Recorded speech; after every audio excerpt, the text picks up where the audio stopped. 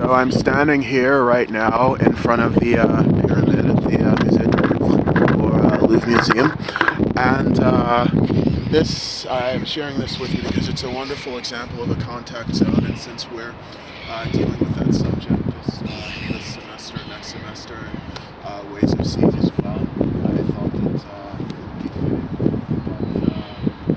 But again, it's just absolutely beautiful and remarkable because you have a collision of worlds or a contact zone of worlds.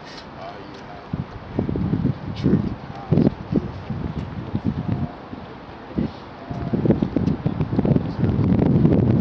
late 20th century, 21st century postmodern art and architecture.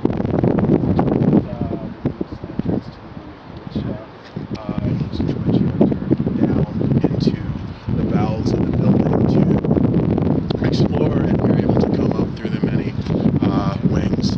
But I just wanted to share this with you very quickly. I'll actually pan around. It's just a massive, massive complex. This is only part of it. And of course, there you see the beautiful landscaping. Well, I'm not sure that you can see it from here, but the landscape line is absolutely remarkable. But this is also, I mean, it's a very open park to the public. It's like a national treasure when you think about it, and so of course it makes fitting sense that it's open to the public, open space. But interestingly, also at this time, just a few weeks actually since the attacks in Paris, you have soldiers parading the grounds too,